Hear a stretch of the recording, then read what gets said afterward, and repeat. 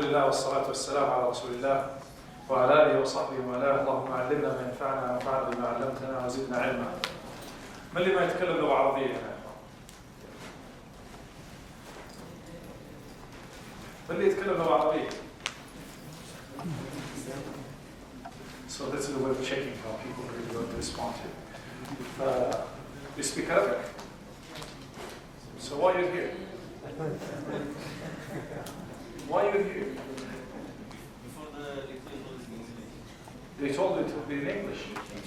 Who said so? This is a misconception. That is about me. اللهم صل على رسول الله. صلى الله عليه وسلم وإياكم ينفع بنا وبكم ووفقنا وإياكم للدعوة إلى سبيله. A short story that I'll bring my discussion with today in how to clear misconceptions through actions. I had a friend of mine, a Filipino, his name is, you know his name? Not Yusuf, Ibrahim. You think everybody is Yusuf because your name is Yusuf? Come on. So he's a welder, you know welder? So he worked with me one day to do some work. And he had a Nepali Hindu with him. His name was Kumar with a K. So Ibrahim, whenever it comes to Salah time, he would put everything away, say, Kumar, relax. He said, what are you doing? Say, I'm going to perform Salah. So I've been doing that for some time. Today he came to my house, said, Abdullah, assalamu alaikum. I said, alaikum assalam, good to see you. Say, you know Kumar? I said, yes, I know very well. He said, his name is Abdullah. I said, how did you do that? You know, those sometimes Hindu guys think that they have stubborn mind that they don't want to change. I said, I didn't do anything. I said, no, you did a lot. You clarified all his misconceptions about Islam. That Muslims are not dedicated people. That Muslims are hard to deal with people. That Muslims are not committed people. That Muslims are not generous people. They're terrorists. But he saw something different. You showed him what Islam really is. So he needed nobody to speak to him. And brothers and sisters, I say it clearly. If we show the practice of Islam in our behavior, the whole world will become Muslim. I mean it. Muslim, even if you don't say Ashhadu an la ilaha illallah wa ashhadu anna Muhammadan Rasulullah, they could be closet Muslims. Just like an American friend that I had, a neighbor, Mr. Tanya Webb, very big, but he was afraid of his wife. You know, those women are tough, be careful. I spoke with him, Tanya, what's going on? You look like a Muslim. He said, yes, but my wife.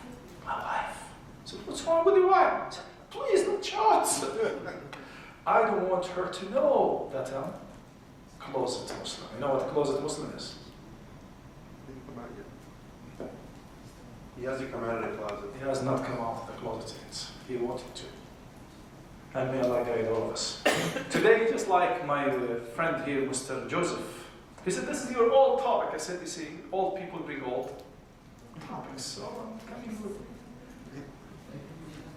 I don't have any other topic. Maybe I present it in a different way. But usually the same old topic. Who has involved in inviting non-Muslims here?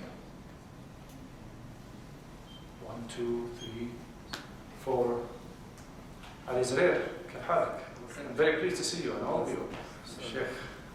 Okay, so have they approached you with a misconception about Islam? Have anybody come to you? What did they say? One popular thing is that we worship the moon god and take hadiths out of context. Don't give me too many. I cannot take more than that, please. Okay? So they say, oh, because Brother Joseph is in New York, and there is a lot of propaganda, Christian propaganda. But all Christians, most Christians are good people. Good people. Even most Jews are good people. Don't show this in the camera, please. So he brought a misconcept that usually brought about Islam, which is, this is moon god. No, we haven't heard of this. Do you worship the moon? Come on. Yeah, you do that, Muslims. You do. Okay? So you'll find sometimes very strange misconceptions. What do you mean by misconcept? What do we mean by misconcept? Misunderstanding? Some?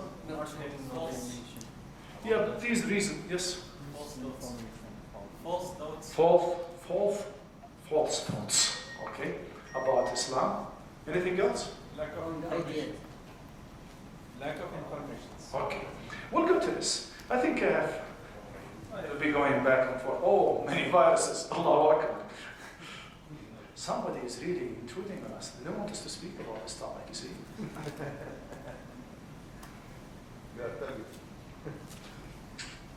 So this is the definition that I have for you what a misconcept is. Misconception is. Nobody could read it for me? I don't have my reading glasses. I don't have my reading glasses. Huh? Incorrect interpretation or understanding regarding a certain issue. Certain issue, any issue. Sometimes you have wrong ideas, my colleague said, about any issue. It could be Islam, it could be Abdullah, it could be the mic, it could be the Jews, it could be anything. Okay, I think a person, I don't know anything else that you could get here. So, this is the topic that we'll go with today, inshallah. Before I go into it, Allahumma salli ala Rasulillah. What is the best way to give da'wah? Silent though? What is the best way to give da'wah? Practical demonstration. To interact with the people in the best way. To interact with people in the best way. What else? To give a good example, to be a good model as true Muslims. What else? Trying to raise their interest. To raise people's interest. What do you think of taking a misconception today? Today, I'm going to talk about why people think Muslims believe in one God. Do you think it's a good way? Do you think it's a good topic? To invite people, you say, I'm going to talk about a lecture today. The title of that lecture, that talk is Moon God as viewed by non-Muslims. You think it's a good idea? Well, it's not good idea. Why? Because maybe you don't think They have never thought. So misconcepts are not good to raise as topics to talk about. Clear?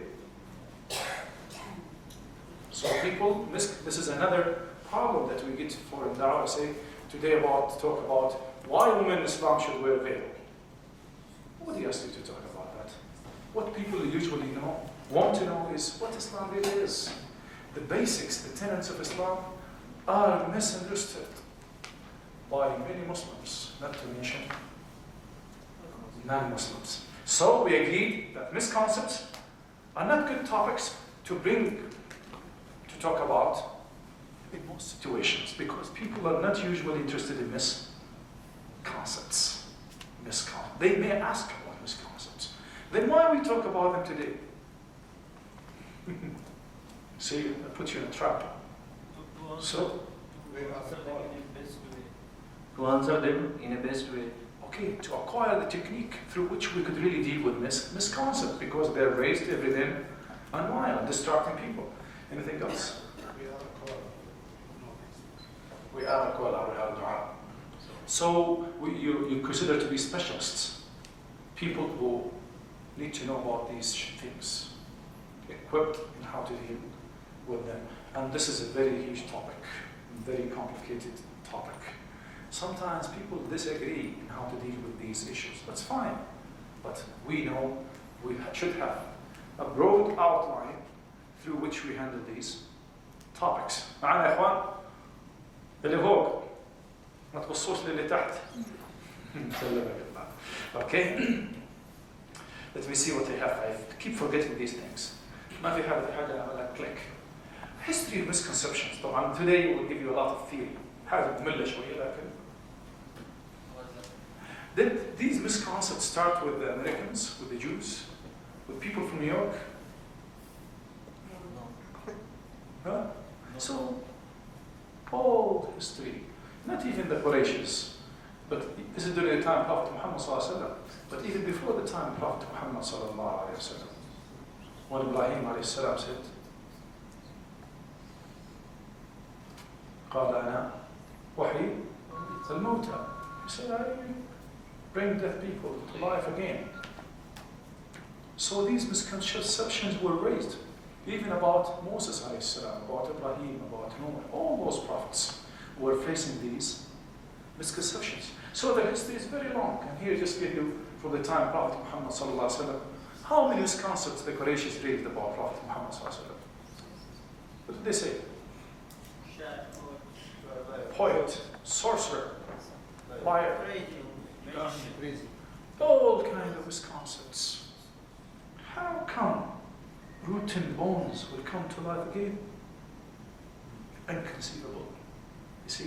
So they started doing all these misconceptions for many reasons. Some, they were, and look at the reasons. So the people in the Prophet ﷺ was in contact with almost everybody you would think of, with Christians who came from Najran all the way to Prophet Muhammad ﷺ, debating with him, raising all misconceptions with him. So it goes on, and this does not stop. Because people usually have this kind of prejudice about people they don't know, or they don't like, or have different kind of information about them.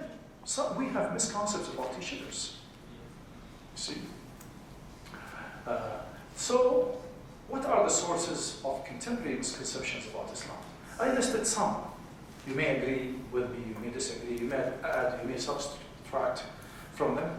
But I think we have a number of misconceptions. Somebody is misinformed. Don't know. Tell me what this is. I don't know. I create all theories about it, but they may not be true.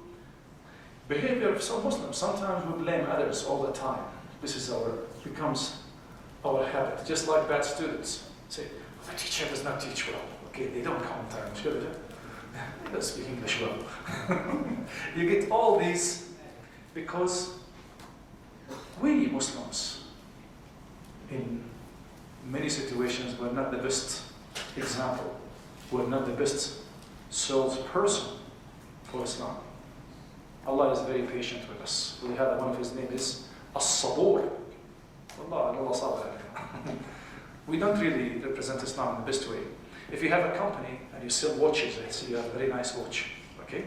You have a company and you want me to work for you. But I don't wear these watches when I go, I wear a different type. Every time, and I go say, why don't you buy your... Say, I don't like it. Forget about it, I just want to wear this.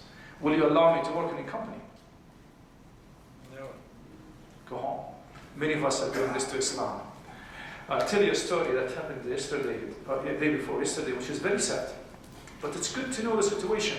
Sometimes it's easy to blame others for our wins, mistakes. You blame somebody else. Well, we are the best people. ما أبي الناس. كل اللي يقول إني قطع الديرة ها وليس مثلي بعسير. But anyway, اللهم صل على حبيب الله. So this man owns aluminum company, aluminum factory in Khamis.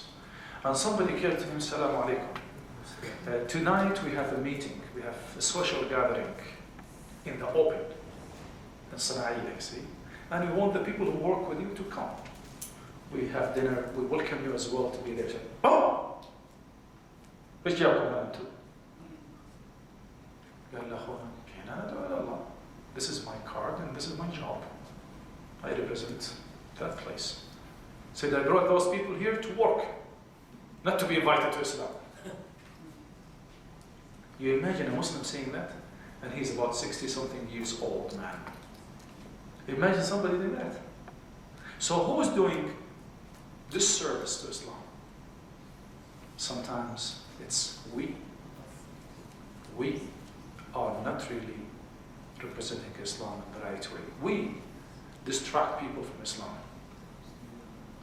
You've got to be at the shoes of somebody else, like what's going on in Germany. This man, his name was something, you know, took 2 Americans, he shot them. Oh, we demolished the United States. Is that true? We still have about 260 million Americans. Has that done anything to the Americans? What that would do to the Muslims in Germany, about 7 or 8 million Muslims, what's going to happen to them? Not only bad impression, many of them will be persecuted. People will make their life difficult, even if the law of that country allows you to practice freely.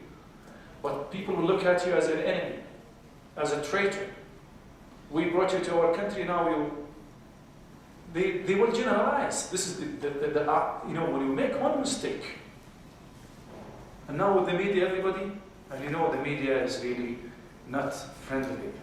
It's not very hostile against Islam. They take small issue and make it big when it's against Muslims. And they cover good things, because this is an excellent book written by Edward Said. Have you Edward Said? He's one of the great world intellectuals. He's American, by the way, from a Palestinian Christian origin. But he is among the best who wrote about Islam. And he has a very nice book called Covering Islam, how the media covers Islam. So sometimes our behavior is really, whenever somebody will say, hello, how are you doing, my brother? Oh, what's your name?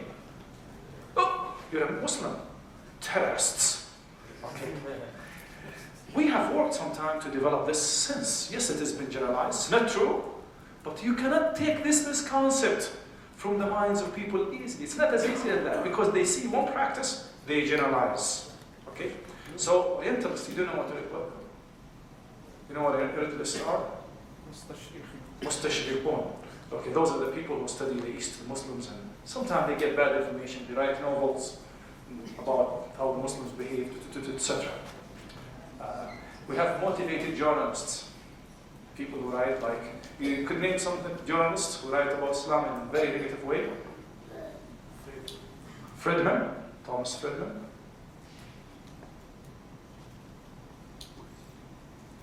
Judith Miller, Bernard Lewis, and many others. Dr. Dawud,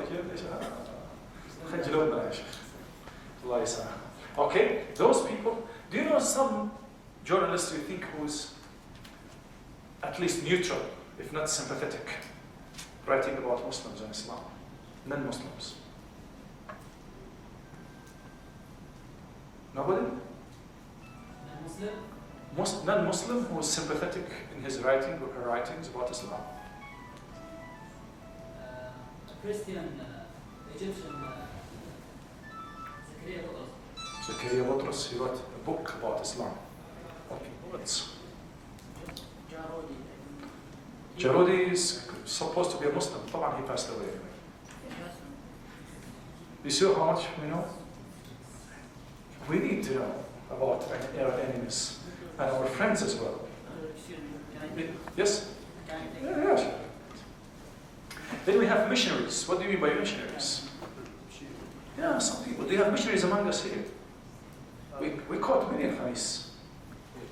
Huh? Okay, we caught some people and they became Muslims. تعرفون أحمد أمين إخوان? I'll give you a nice story so you'll feel how this deen could penetrate the hearts of people. Somebody by the name of Ricardo Valenzuela came to this country. And he was tent maker. You know tent maker? صايع الخيام. But he doesn't fix. This is a term that they have really معذرة يا أخي لكن كراعين والله تعلمني هذا معلش كذا أحسن لي تعمل لي نوع من هذه الرياضة. فجزاك الله خير. For those tent makers, you know what tent makers are? They don't fix يسووا الخيام أخواننا السوريين ولا هذا لا. Those they مثل بدو الرحى.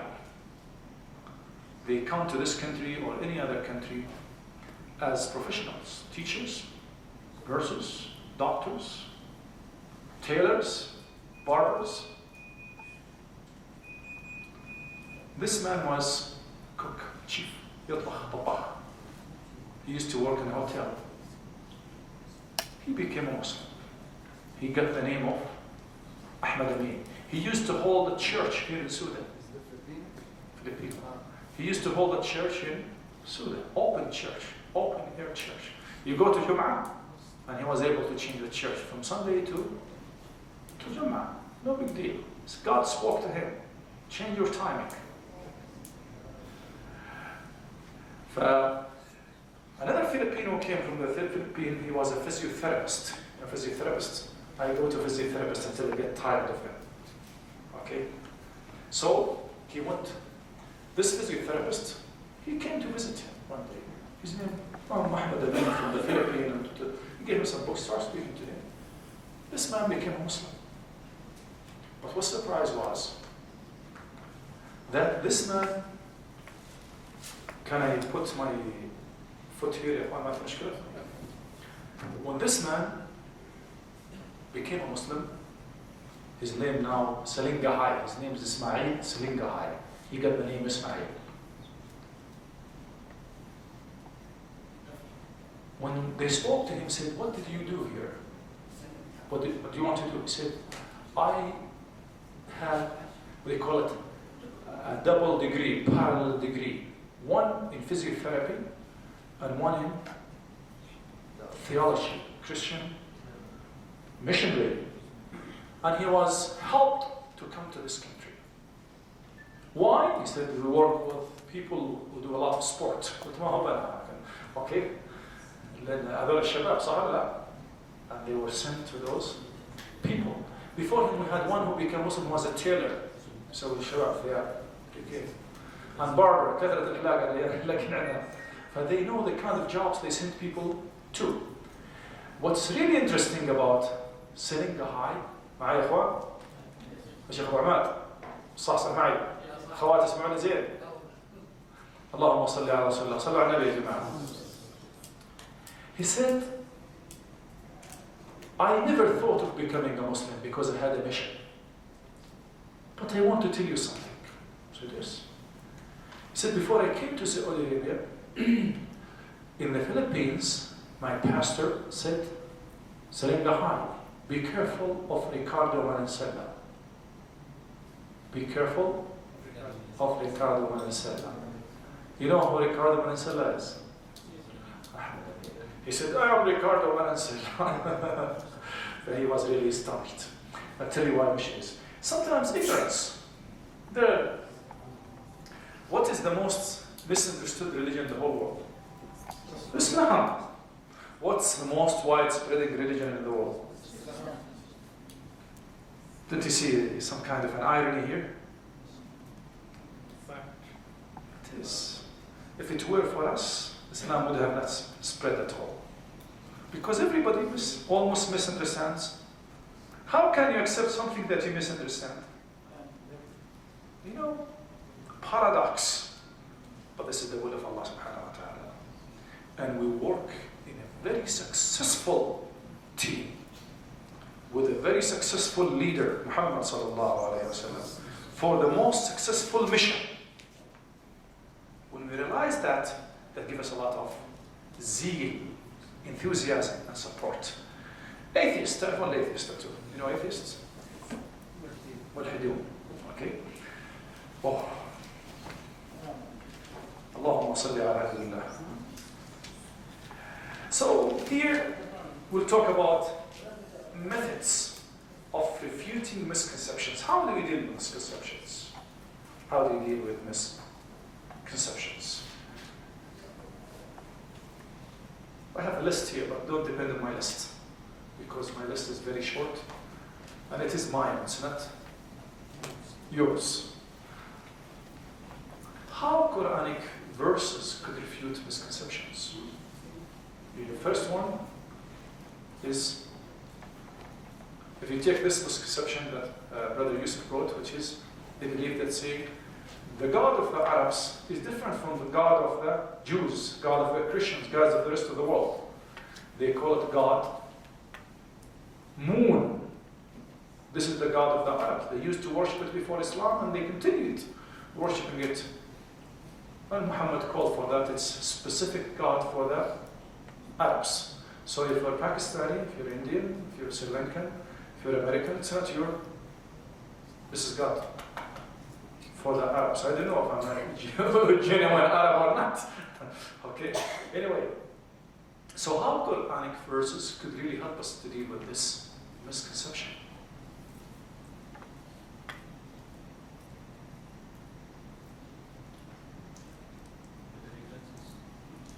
Just how can you refute this with a Quranic verse?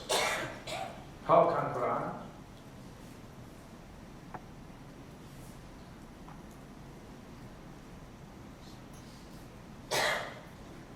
Come on, wake up. يا أخي التكييف بردنا ترى. No, I'm kidding. صدق يا أخوي. أمزح معك. How can you refute this by the Quran? Yes. Yeah, but here he's talking about God one. God one. تسجدوا, don't prostrate to the sun or to the moon. وش بعدها؟ واسجدوا لله الذي خلقهن, and prostrate to Allah who created them. You see, you could refute that book and say, come on, here the Quran does not say that. You could say, قُلْ هُوَ اللَّهُ أَحَدَ اللَّهُ الصَّمَدُ. You see? So, this is one way to refute that. Or you could tell them, okay, we do that, but I want you to find a place for us in the Quran. This is our book, where it tells us to, and brother, beautiful verse, Jazakallah khair, to the point. That was not in mind, so it was not in mind.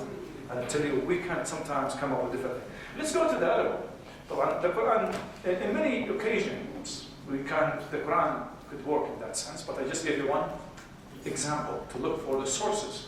Because there is something with misconceptions that is endless. Misconceptions are endless. Every day there are misconceptions that are created. People developing the technology, and they start communication. The old ones may disappear, and you have new ones. So it is a kind of flourishing kind of dynamic as well. So incidents from the Sunnah of Prophet Muhammad sallallahu alaihi wasallam. Some people would say, "Hey, come on, you Muslims dislike Jews. You're anti-Semite. You know anti-Semite? What is it? Anti-Semite? Mu'adul Islamiyya. We are Semites, aren't we? You're not. How can I be anti myself? But this is a misconception that some people were able to raise. That it's only the Jews that are Semitic, okay? And I'm Sami. And the Arabs, وحنا مساكين ويقضى لهم. We're not there. Anyway, how can you refute this statement from the Sunnah of Prophet Muhammad sallallahu alaihi wasallam? You see, you Islam and Muslims dislike Jews.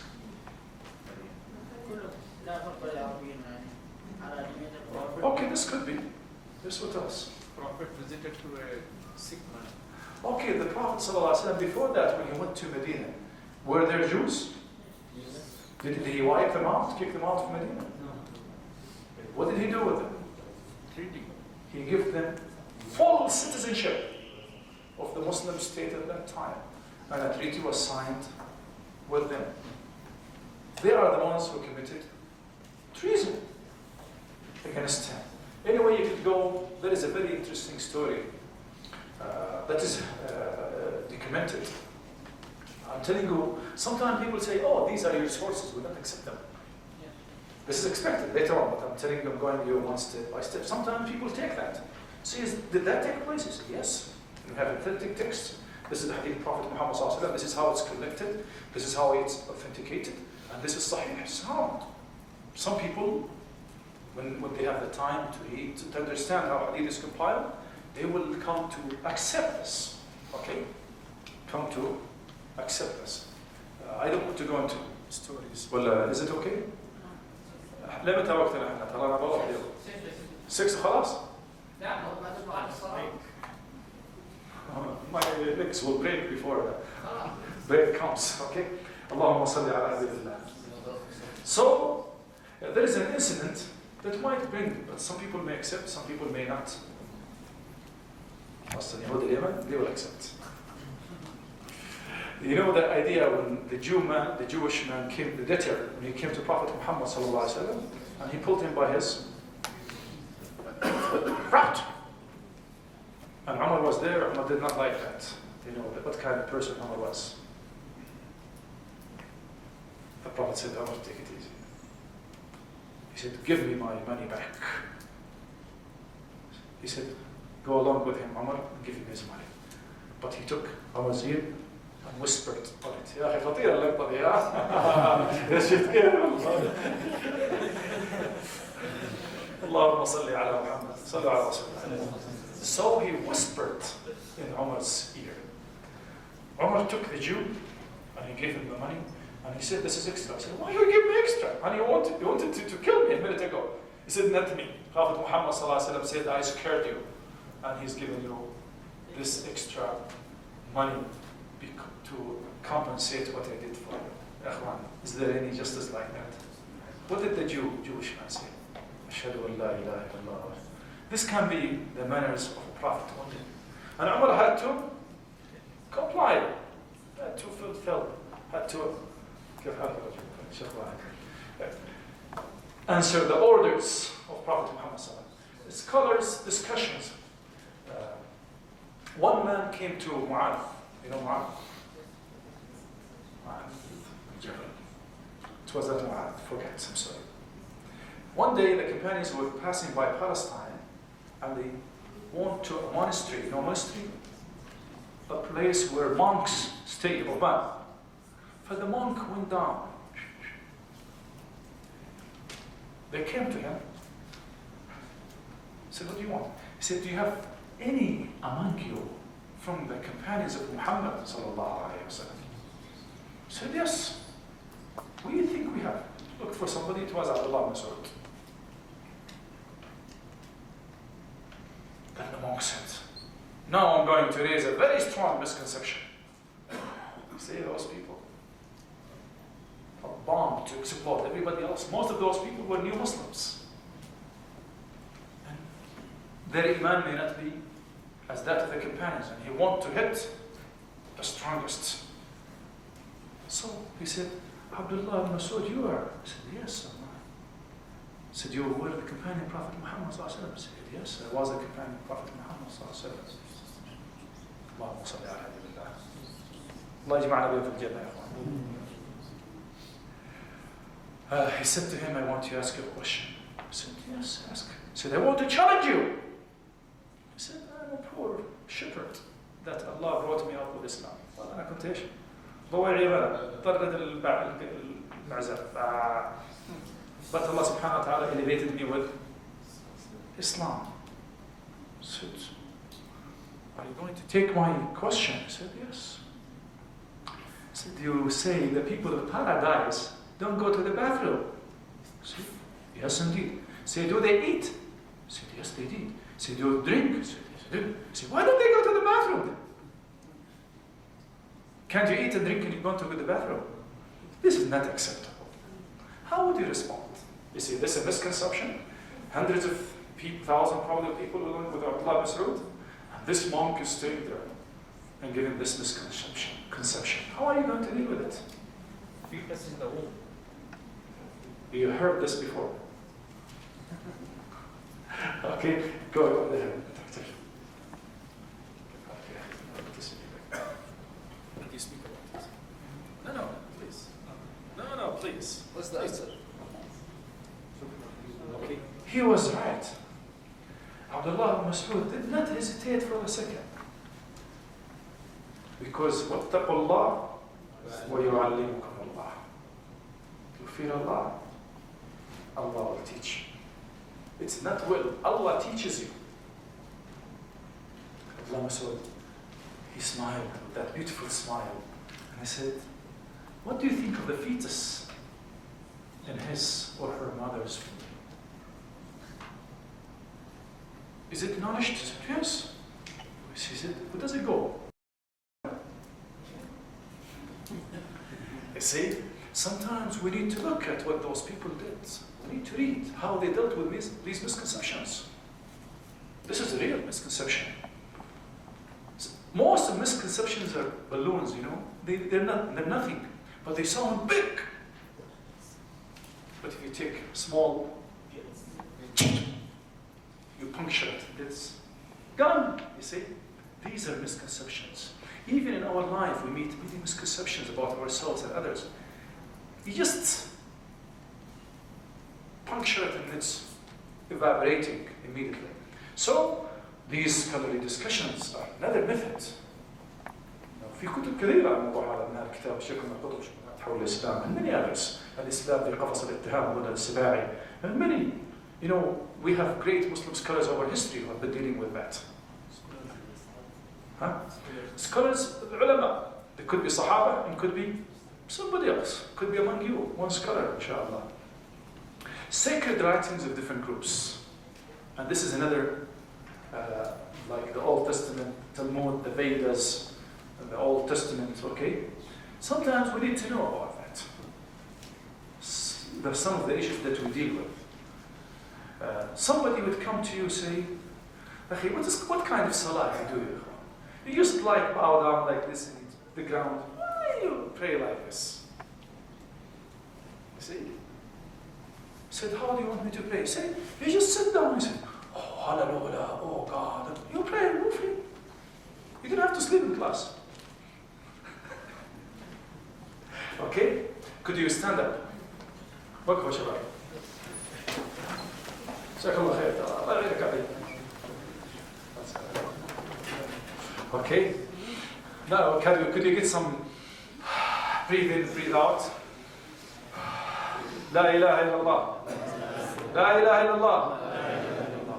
You want to fly? Why are you laughing at me? This man is giving us a hard time.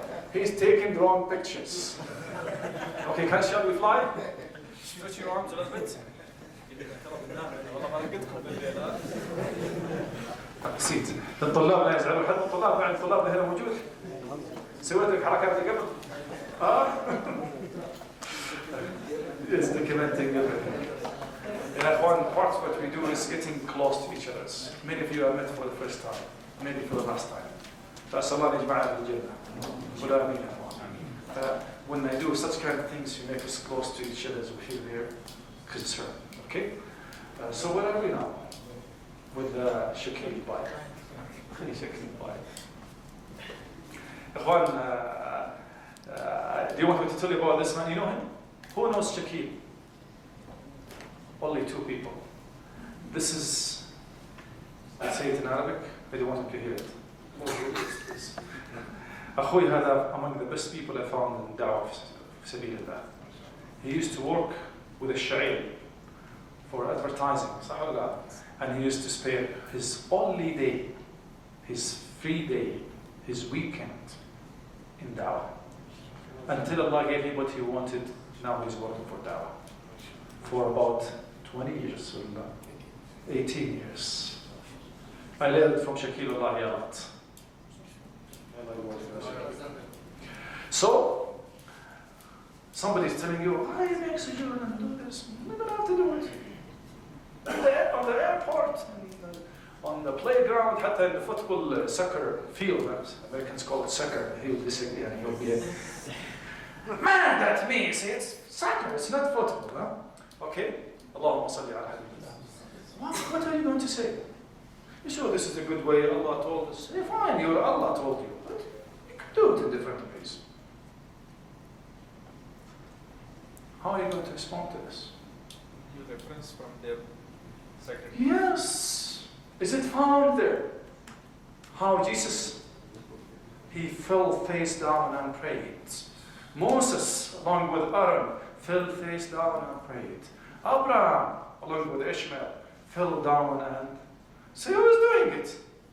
And this is sometimes when I give talks, I say Islam in the Bible. Islam in the Bible. Sometimes I don't call it the Bible because you don't want to offend people. So they say, coming. So I say Islam. I give evidence for everything in Islam from the Say you're talking about Christianity, you're talking about Islam. I say, no, you. Is this Christianity or Islam? Because a real Muslim is a real Christian.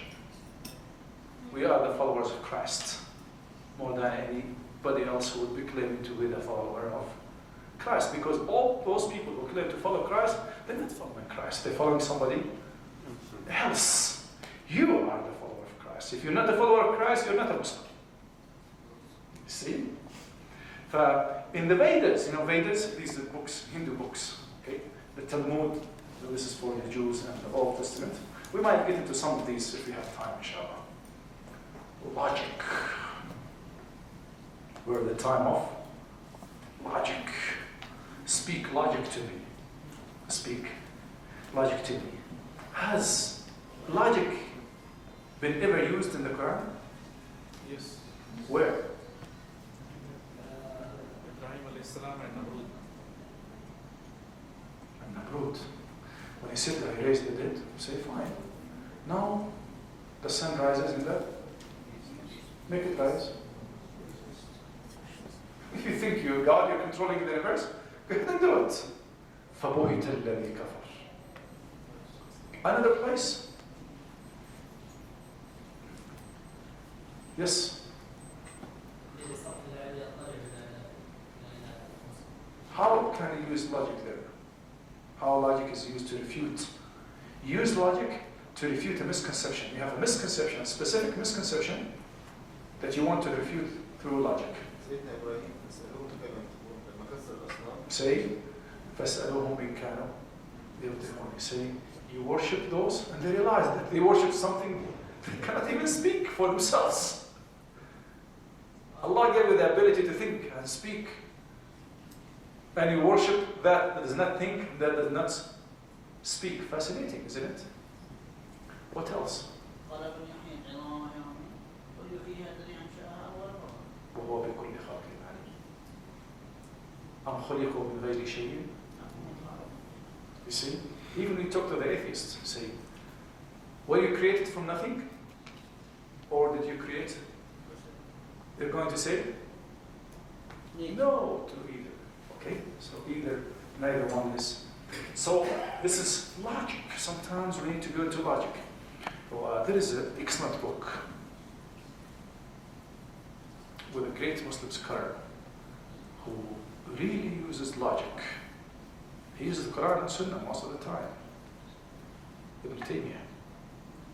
And very excellent book for people who want to make, and I say it, everybody who wrote about comparative religion, especially Christianity and Islam, is very much dependent on Ibn Taymiyyah, even if they didn't mention Ibn Taymiyyah as a reference. In his book, الجواب الصحيح لمن بدل دين المسيح. Excellent. Big volumes, but they're very good. Each part is an essay. Okay? And he talked about many issues. Just to tell you that this is a very huge, long history of dealing with misconceptions. Okay, wake up, guys. Let's go to scientific findings. We have sometimes scientific evidence, especially nowadays. But we've got to be very careful in dealing with that. But people think this is the era of science. Is science absolute? Does science provide absolute facts? Sometimes. Most of the time? No. What they call it is conjunctional knowledge. Conjunctional knowledge. What does that mean, conjunctional knowledge, Brother Yusuf? Hypothesis. All scholars, they don't say we have absolute knowledge. When you go to big scholars, you go to somebody like me going to school first day, you get first information, every day you go. But those big scholars, even the Muslim, they believe what they have brought is conjectural, only hypothesis. ظني يسمونه باللغة العربية الآن ايش؟ إلا ظني. It's not an yaqeen. Okay, where do you get absolute knowledge as Muslims? Quran and Sunnah, that's all. And this is why Ibn Taymiyyah say we get information from two major sources. From pure logic, sound logic that does not conflict with Islam, Quran, and from Quran and Sunnah. Okay? So logic could be used. And this is sometimes they use it, I don't know if it's working or not. I mean, some people use that when they say God the Father, God the Son, God the Holy Ghost. And they say it is one Godhead. How can that be? You see? Is it logical? I'll give you an example that Ibn Taymiyyah used and everybody after him used to use. Somebody will say, how come you don't say that Jesus is God? He didn't have a father. Okay? He didn't have a father. Everybody's having a father. How about Adam? Allah mentioned that in the Quran. إن مثل عيسى عند الله كمثل آدم خلقه. This is very interesting. Ibn Taymiyyah talked about a paradigm there, matrix. في حد الرياضيات هنا. Mathematics. Nobody in mathematics? Good, so I could speak mathematics. You know, matrix. You have logical options in a matrix. And Ibn Taymiyyah said, Allah created a human being from nothing. A woman was created from a man. We don't know if it was the rib or, but we know from the man. Okay? Because there is this idea about rib, it's Israeliyat. There is no hadith about that. Okay? See? Then every human being here around us is, you have a mother, you have a father. There is only one logical possibility to have, which is a human being from a mother with no father. Can you think of a fifth option? There is no way. Only these 4 options. All the 3 options took place before. And this is the magnificence of Allah subhanahu wa ta'ala is telling us that He could create in His own way, in all thinkable ways. In all thinkable ways. This is the work of Allah subhanahu wa ta'ala. Evidence from people's way of life. What do you mean by that?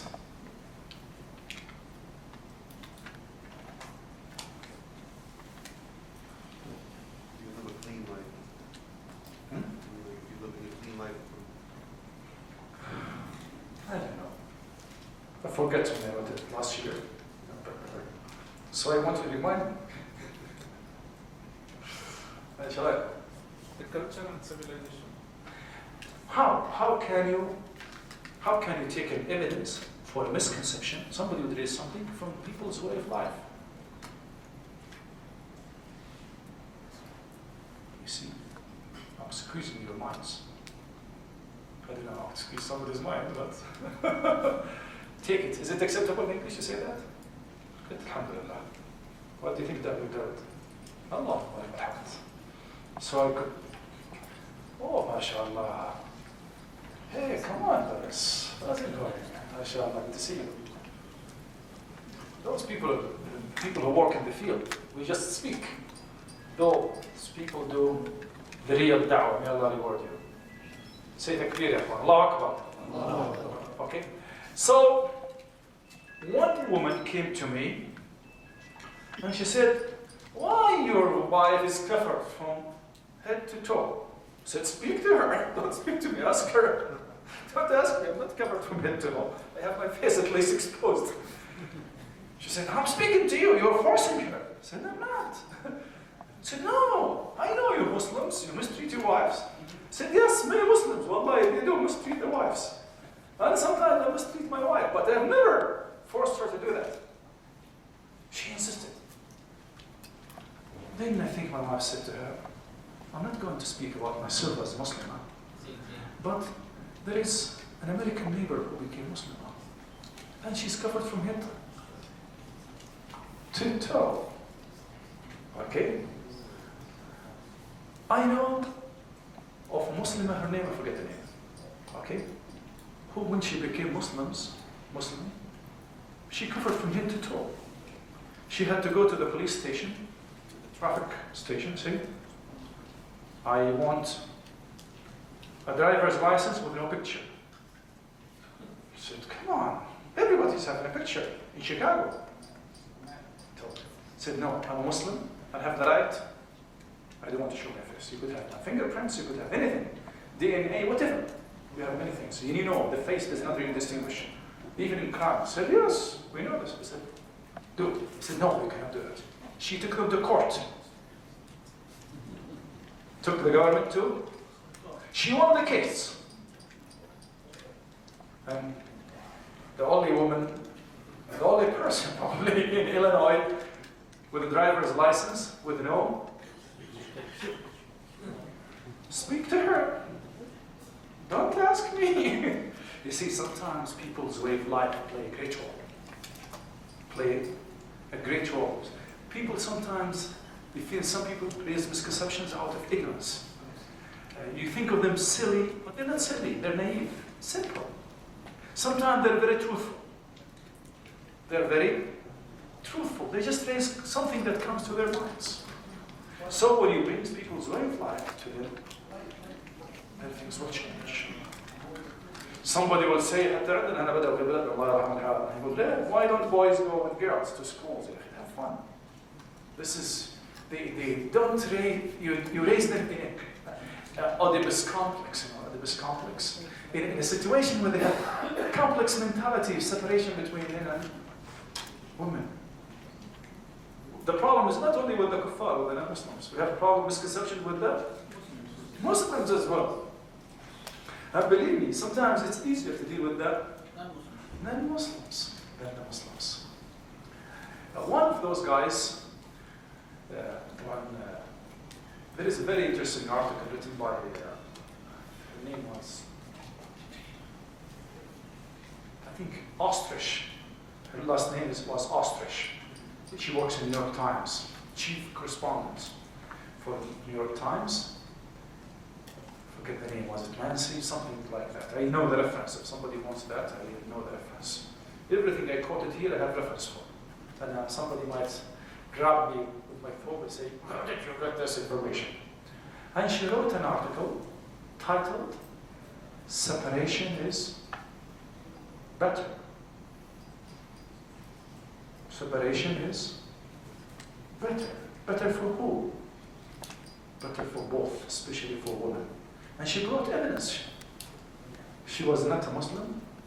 She's never been a Muslim. She's not a Muslim. Maybe she will never be. Allah yahdiha. May Allah guide her to the right path. And she gave evidence. Statistics. Do you think there are separate schools, few colleges in the United States separate for girls and boys? There are many. No, there are many. Yeah, you could send your daughter there. You may not send your daughter to many Muslim countries, but you could send your daughter to study in some girl colleges in the United States. Yes. Not recent. They protest, they go down to the streets. I know, and one day in California, a school got bankrupt, about to get bankrupt. And they said, we're going to bring boys, so we get more money. The girls went down the streets. We don't want boys in our school. We'll pay extra tuition to be separate.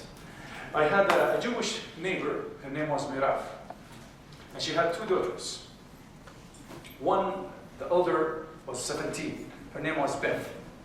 So she went to my place, to my house, spoke to my wife, said, Aisha, how are you doing? Said, I have a class. What kind of class? Said, in my class, social science class, they requested me to speak about women's situation in Saudi Arabia. And they wanted me to help me with some information.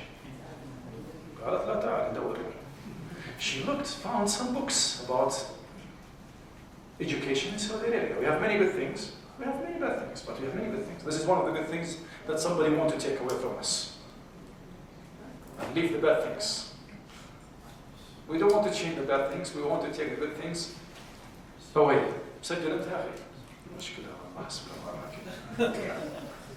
Anyway, she looked at the book and she gave her some books to read. She looked around. She said, oh! I said, what's? You have boys by themselves, girls by themselves. I said, yes. I said, I wish we had this in America. Ya Ikhwan, sometimes we have great things, but we don't have. Sometimes we have a great product, but we don't know how to market it. We have bad marketing. We have bad marketing. Sometimes people have bad products, like Pepsi, Coca-Cola. I'm not talking about haram things, but they spend millions, billions. You know Pepsi Cola? You talk about trillions of dollars they owe all over the world. Okay? Why? Because, is it a great product? No. Do you buy it? Everybody's buying it. Because they have good marketing. Islam is the best product produced by Allah for humanity. But we need people to market it. So, you could go all over about Islam, and this is another story about misconception that Muslims are bad. You know, Muslims, they're bad people. You cannot, if you have a Muslim neighbor, be careful. This is what we see in the States. Is that true or not? Yeah, we've got to know these misconceptions. And when they know you're Muslims, I remember we had a group of Americans coming here to the airbase, and they're highly intellectual. You know, many of them are pilots. They came as trainers to train our pilots. If I had a chance to sit with them one day, we started chatting with each other. And if you want to know about if you want to invite people to Islam, you need to know how they really, freely, and truthfully. So, you go, as they say, to the womb. Okay? So, I said to them, let me ask you a question. You know, when I started speaking, chatting about them, so go ahead. I said, what do you think of Islam? What does Islam mean to you? Everybody was looking to his friend and starting smiling. Those were not kids. The youngest was 47, 48. They were looking at each other. I said, please, so here we could speak freely. And I could really speak about Islam for 1 hour. And you laugh at me within yourself because you say, this man is nuts. He's talking about nothing of concern to me. Do you know what they said when I asked them, what does Islam mean to you? Terrorism. You'll be astonished. Terrorism. I didn't expect them to say terrorism, anything else but terrorism, because I know that Islam is not a terrorist religion. But they don't. How they get this information? And our actions as well. Covering Islam, you see. All Muslims say, Allahu Akbar, Astaghfirullah. Nobody pays attention to that. But Muslims killing somebody here, make it bigger and bigger. Muslims are doing nothing. We fight against each other. خانقنا. شوف صحابنا كيف؟ تعال. ما تسوق ولا ما تسوق. مسوين شغلة. And the whole world will not doing anything. And I'm saying it to those people who speak English. والله مسؤولين أمام الله عز وجل. Go ahead. We should really do our job to inform the whole world about who we are and what Islam really is, not what somebody else is saying about us. So, this has become, I realize that people adhere to this a lot, evidence from people's way of life, because they want to see action, life, practice of what you do. When they say, hey, Muslims are very bad in meeting with Jews, I say, come on, hold on. What is my name? So your name is Abdullah. Say, what is my religion? So you're a Muslim. Say, what do you think of me? So you're a fundamentalist. I say, fine. Do you think I like Jews or don't like Jews? Say, oh, you hate Jews. You want to kill all the Jews in the world. So how do you know? Say, this is what I know about you, Muslims. Just taste it. I bring him to me, say, come. I used to have a Jewish neighbor. I say, I went to court to be a witness against her husband, the Jewish husband. You say, I saved her daughter from committing suicide. She used to give her house, the key of her house, to my wife. Would she do that to you? Or to your wife? I said, no. I said, so please, be reasonable. We need to get into people's lives.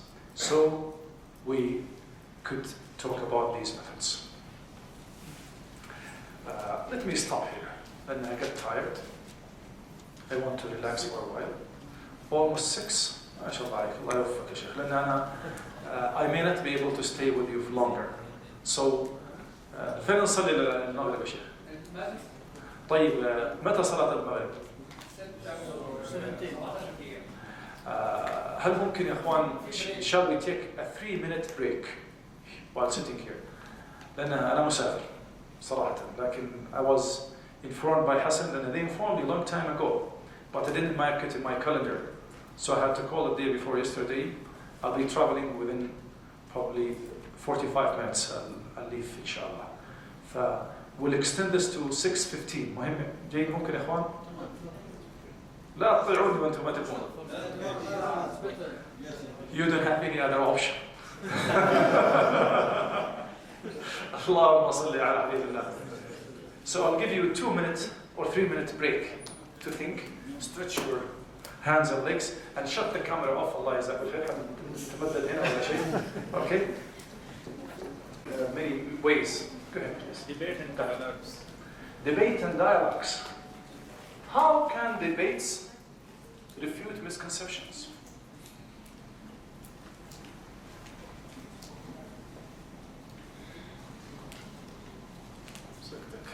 See, using all these when you do debates and dialogues. But can we think of anything else? Source of knowledge through which, or way through which? And I really am looking forward to get more of these. And immediately I'll add them to my computer. Hey, and I think you could think better than I do. This. Like you mentioned from your examples, behavior, our behavior. Evidence from people's way of life. Yes, that's true.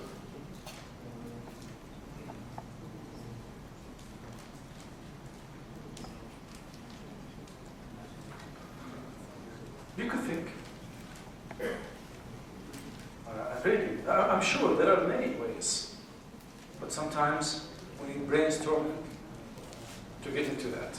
This took me a lot of brainstorming. As I was kidding, I'm reading you all the material, but I thought many people here would be new. So these are some of the major misconceptions, okay, that are raised in Islam. There are many. If you count them, they're endless. And they differ from one society to another. They're endless.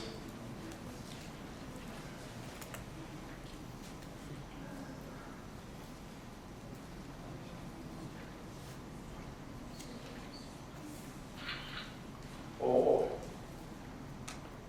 this is just in details of what really I said earlier. The punishment law in Islam has been attracting the attention of many to raise misconceptions. To the extent they say Islam is cruel. Is how come you kill a criminal? You chop his hand. Okay? And you lash people. You do all these things.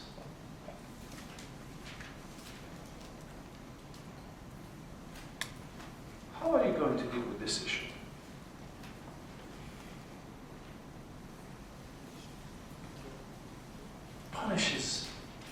Punishment in Islam is too severe.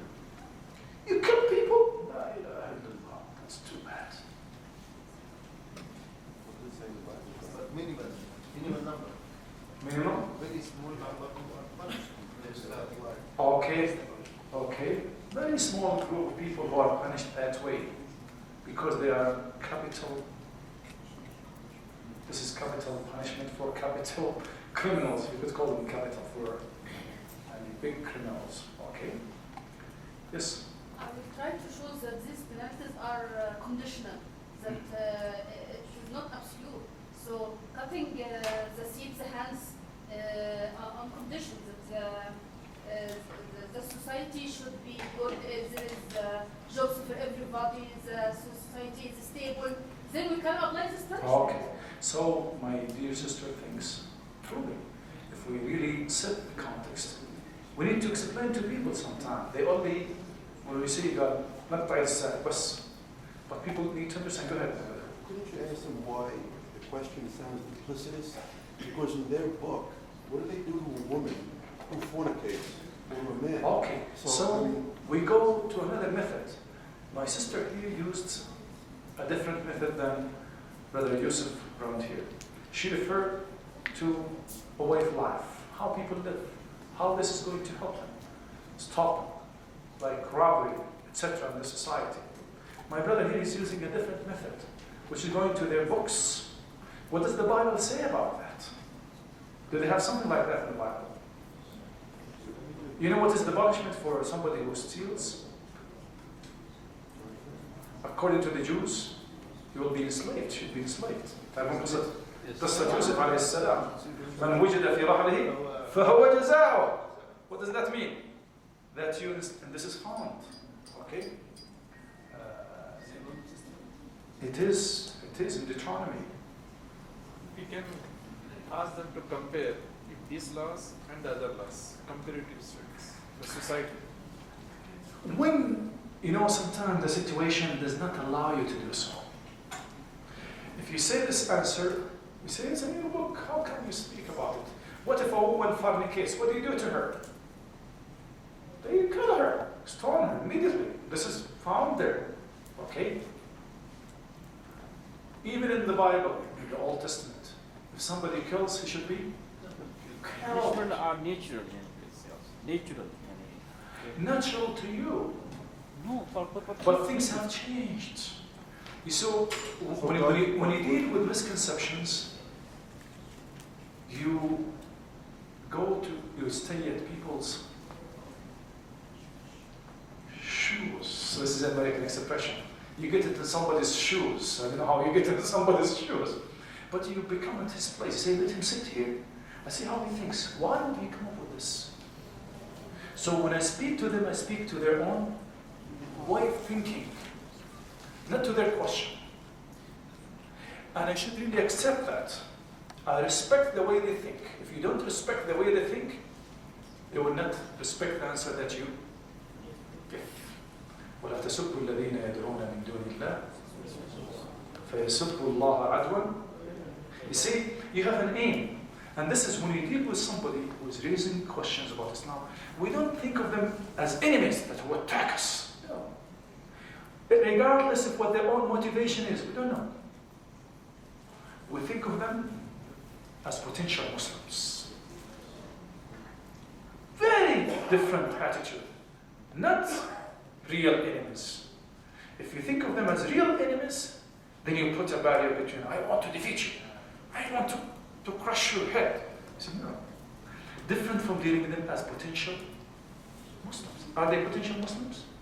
Every living being is either a Muslim or a potential Muslim. I said living and inanimate and inanimate in this world is either Muslim or a potential Muslim.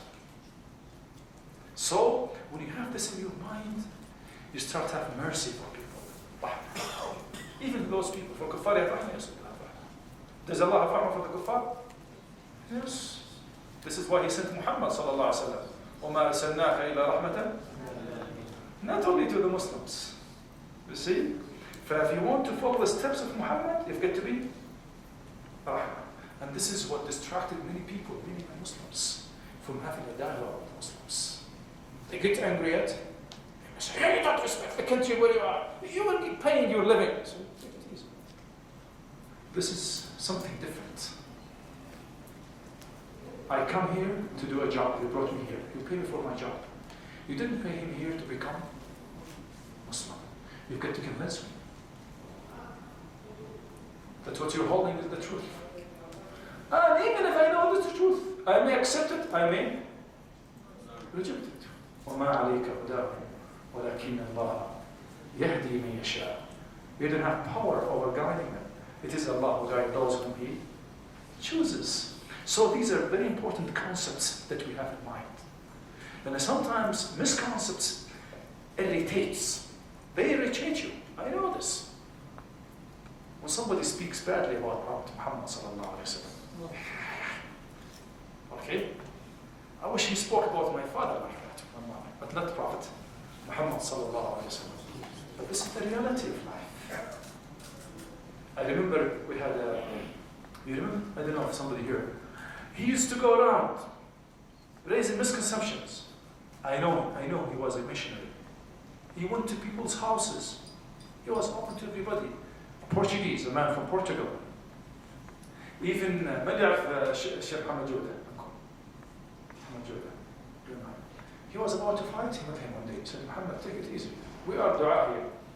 We don't fight with people. We make da'wah. Take it easy. So he's saying this. And Muhammad is a very experienced داعية. لكن صعيدي صح. الله يغفر لنا الساعة ولكم ولنا والمسلمين أجمعين. For this man used to raise the most vicious and ugly misconceptions about the personality of Prophet sallallahu alaihi wasallam. They know that we love the Prophet so much, so they want to persecute. This is real mental persecution. I mean, real. So, after about 6 years, this man became a follower of Muhammad sallallahu alaihi wasallam. When his name is mentioned, sallallahu alaihi wasallam. Maybe it was us from the beginning who deterred him through our own anger. Those people are well trained. They don't become angry. Even if you shout them, they smile, they like that. Because they wanted to intimidate you. When you become angry, that means you're weak. And be careful. Don't get into misconceptions unless you are very calm. And you can't take. You will slap in the face. Bah! if you go and slap again, there will be trouble. Because every time they will smash you with something that you dislike, smells bad, tastes bad, feels bad. So if you're not ready to take it, don't go into it. You could just talk about Islam in general and say, I'm not going to speak about this issue. Because sometimes you demolish what you have really already built. And they use misconceptions to do that. Usually when you have talk group of non-Muslims, somebody will stand up, they just want to intimidate you. Say, hey, you speak about Islam, look what's going on here. And they bring misconception. They want to not only destroy what you have done, they want to take the floor, pull the rug from underneath your feet, so everybody will be looking. And if you don't know how to deal with that, the whole show is getting sad. So, the punishment law, and we mentioned how we could deal with that. Okay? If you talk about the Hindus, the Vedas are full. They burn people alive. Okay? They burn people alive. And there is something very interesting that you could bring for the people alive. This is an experience. There is a nice video called Islam in America. Islam in America.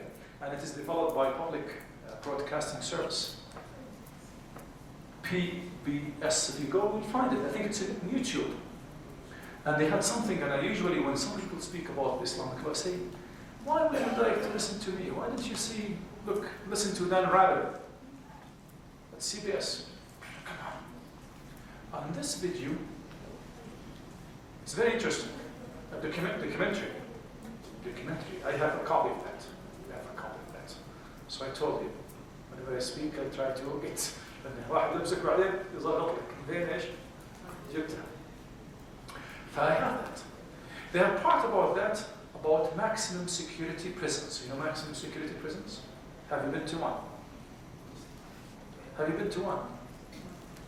You haven't? How does it feel?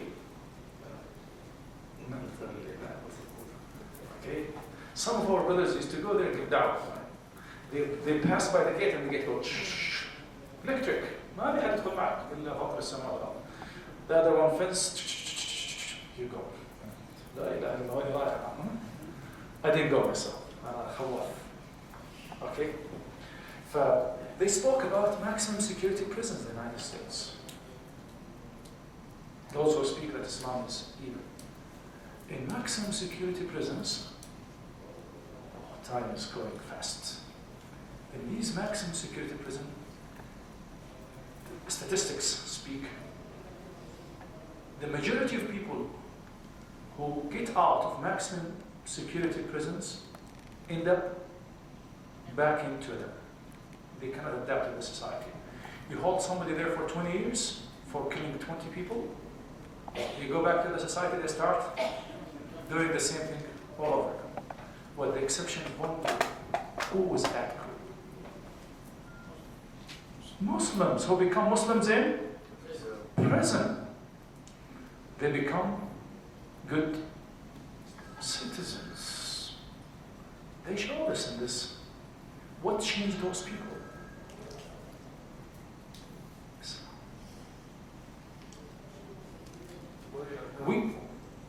They're not going to spread it here. They're not hiding it. This PBS is showing it. But look what we show on our TV. What we show to the world. American movies. Dancing. Why don't we show this? This is theirs. There is a lot that is produced there.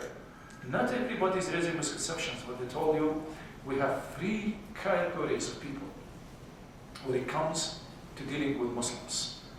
1, pure enemies.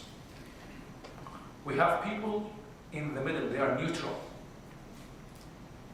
They're not against Muslims, and they're not with them. And this is a great majority of people. We have sympathizers.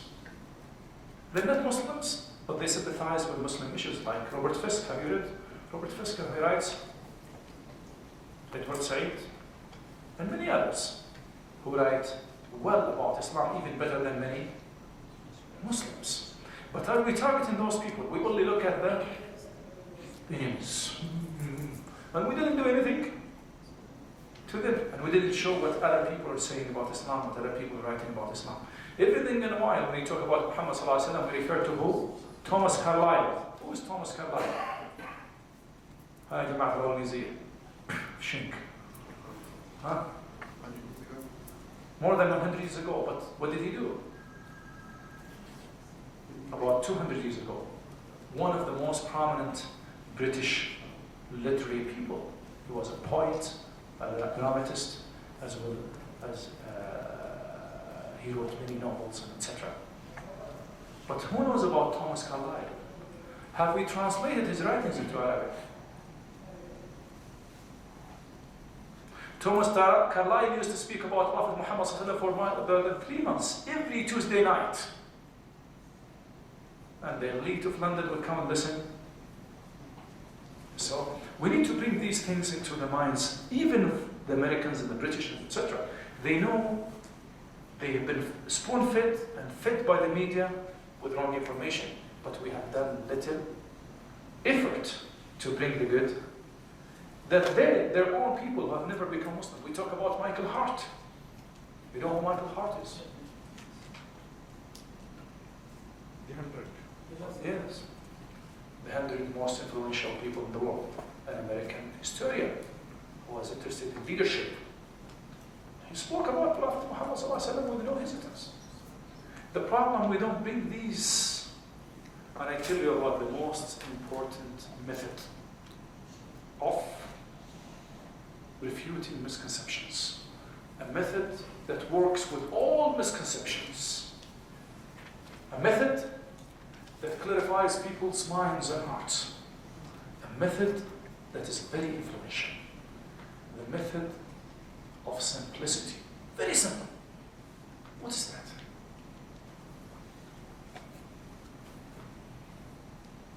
Keep silent, boys and girls. What is that method?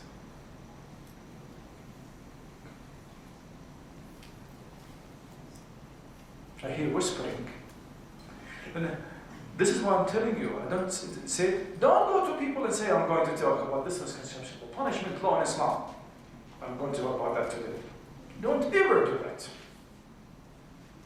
Not because we cannot defend ourselves or there is something wrong with Islam. No, but it's not the right approach.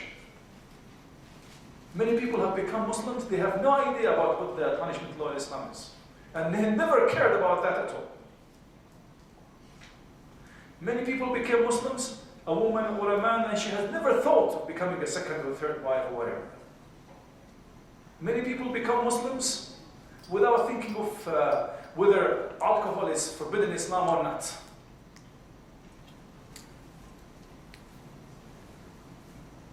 What do we need to go is to sell the product. And this is what happened. I try to remember this Portuguese Christian missionary, to remember his name. Dr. Abdullah Hadi, she knows him. He brought him to me from Imam University of King Saud University. He said, go to Abdullah. This man continued going around until somebody told him, come. You've been speaking about Muhammad? You don't like him? You hate him? You think? He said, yes. I said, fine. This is a book about Muhammad. Read about Muhammad. Sometimes there are very simple methods of dealing with things. And they're very complicated. You could say, I'll take the Bible, say what your prophets are saying in the Bible. And really, you go to the Bible, and you say, Solomon got married to 1,000 wives. 700 of them were concubines. 300 of them were of king's daughters. Say your Prophet Muhammad got married to only 10. But you, Solomon got married to 1,000. But this is not the approach. We need to use this with certain people, but not with everybody. And this is an excellent approach that we found, is to get people informed about the topic that they have misconceptions about.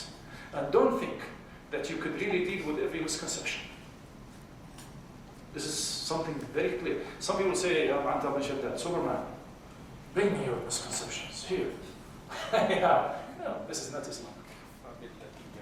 ادفع بالتي هي أحسن. Take it easy with people. وما عليك هداهم. وما أكثر الناس ولو حرصت بمؤمنين. Most people will not be believers, no matter what you do to them. But our job is to make things easy for people. I'll give you an example.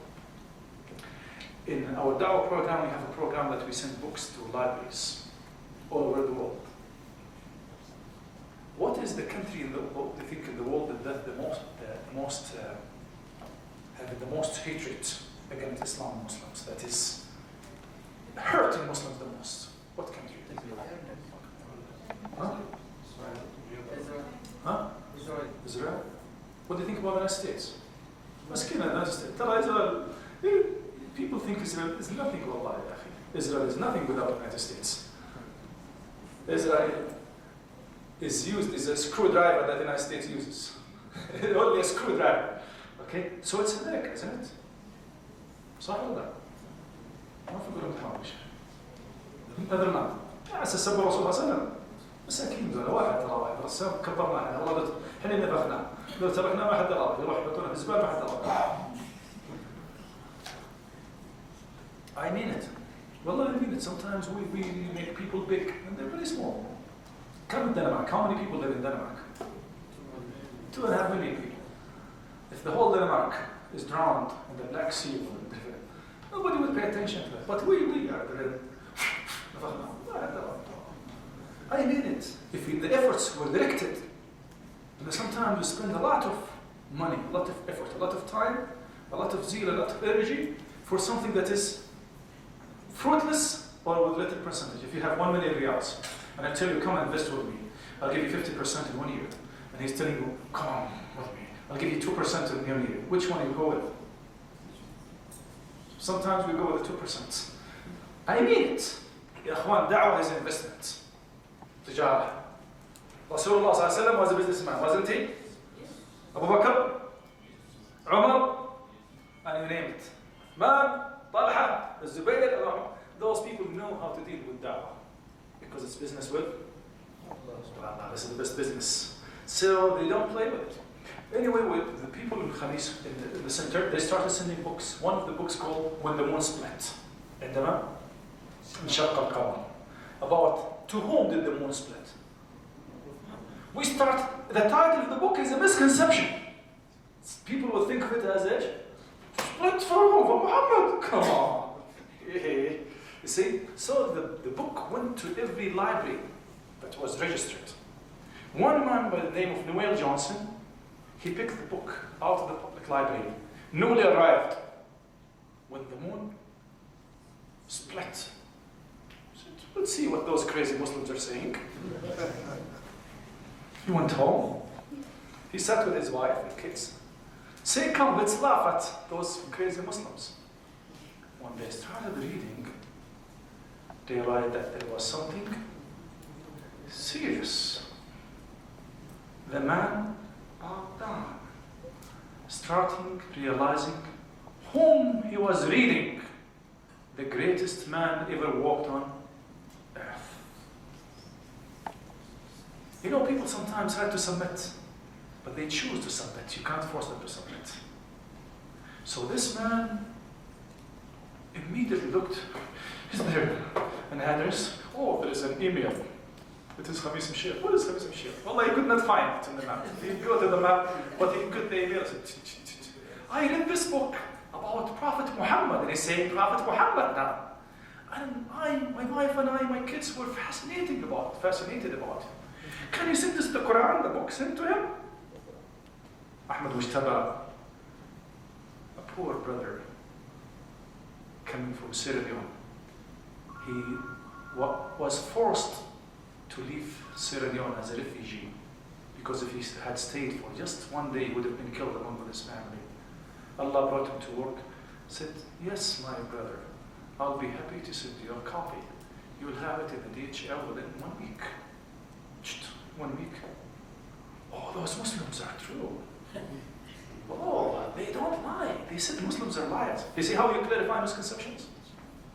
They don't lie. 1 week, it's 1 week.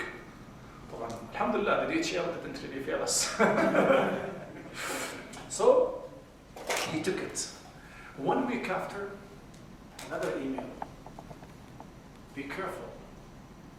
Pictures. Bismillah. It is Noel Johnson saying, Ashhadu an la ilaha illallah, holding with the moon split here and the Quran, and his children along with him.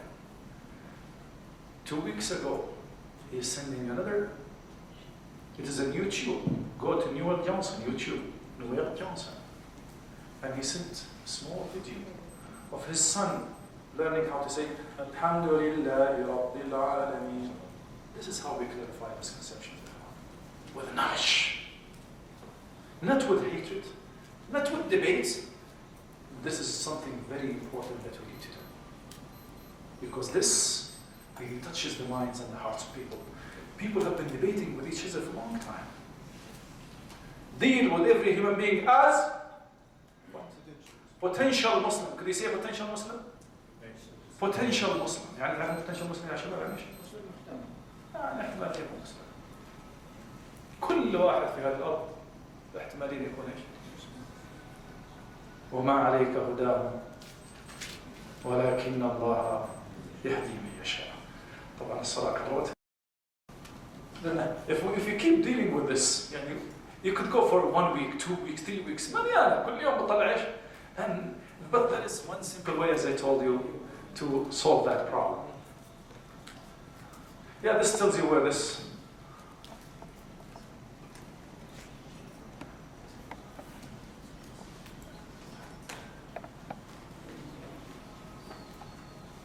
You'll find everywhere.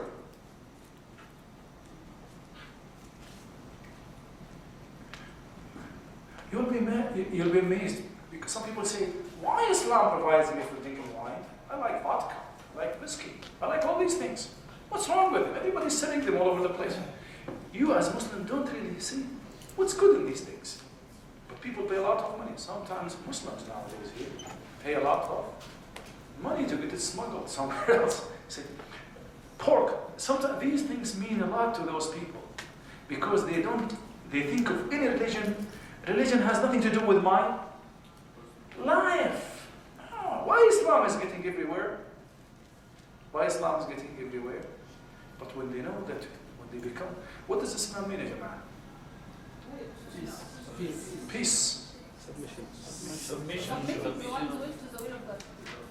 This is something that's which is submitting your own will, everything, your life, to the will. And this is why many people, when you tell them this definition, you struck them with a rod. Dog! What's this? Everything you mean my will? I don't have will. I say, no, you have will. But willingly and peacefully. Do it with your own choice. You fast? I was fasting. Say, you don't drink. See, it's difficult. I say you can go to a room and you lock yourself and you claim to be Muslim and you drink whatever you want and eat whatever you want. Does anybody know about that? I say, no. If you are a true Muslim, if you are submitting to Allah truthfully and willingly, you don't care whether you're alone or whether you're with others. These are some أكيد هذه عندك شكيل صح؟ You have all this stuff شكيل? Yes. You have this? This one. You want me to give it to you? Yes. I'll give it to you. You give me USB. If somebody you want to use this, I have no problem. And I believe that I cannot continue with you forever, the whole night. But I really thank you for sparing your time, for being so energetic, being so fine audience, loving people, leaving everything behind and coming here tonight. I ask Allah subhanahu wa ta'ala as we gather to this place that we may gather in Jannah, in paradise. Subhanakallah wa bihamdika ashhadu an la ilaha illa anta. Inshallah, inshallah. If you pay me more next time, I'll give you more time. So make more dua for me. That is my payment. So you'll find me next time here. Jazakumullah khair. I thank all people in Ba'abha Islamic Educational Center for inviting me here and bring me back. I've been a student of Abdullah Hadi and it's good to be back here to teach where he used to teach. Assalamu alaikum.